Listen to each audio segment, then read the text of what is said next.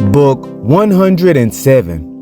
Good morning, good morning. Welcome back to Morning Motivation with Matthew Daniels, and today I'm going to tell you guys about the day the sun stood still. That's right, the day the sun stood still. But what is Matthew Daniels talking about? A long time ago, in a land which sat beyond a mighty mountain range, a young woman was out in the field going about her normal day. Then, out of nowhere, she heard the loudest scream she had ever heard before. The young woman fell down to her knees and covered her ears. When she arose, she asked those close by if they heard the scream, and they all said no.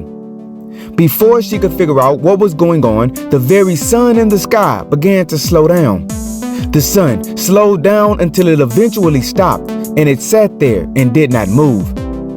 The sun stayed like this for a long time before it moved again. Intrigued by this, the young woman set out to find the source of the scream that only she could hear. She figured it was the reason the sun stopped. The young woman traveled non-stop for many months until she eventually reached the land with 3 great pyramids.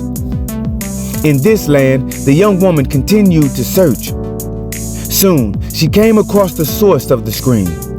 To her surprise, the scream came from a woman named Aset, who was one of the great Neteru who lived in that land. Aset told her that the reason she had made such a loud scream was because her son, Heru, was stung by a scorpion and he was dead. So, Aset cried out for her child.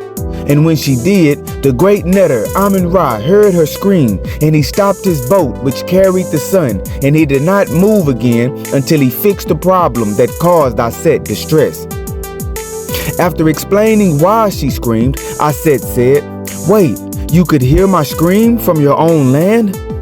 Only those who are born chosen by the Neteru for a great and special task are able to hear my voice when I cry out." Aset then told the young woman that the only reason she could hear her was because she was special. The young woman, amazed by this news, happily allowed Aset to guide her into the craft of magic, which Aset controlled. In no time at all, the young woman became a powerful magician, and she returned to her own land. With these new powers and skills, the young woman helped many people in her homeland, and her name became great. All because she heard the call the day the sun stood still. And so, the morning motivation of today is the day the sun stood still. Sometimes in life, we are being called upon to become great in order that we might be able to become a blessing to others.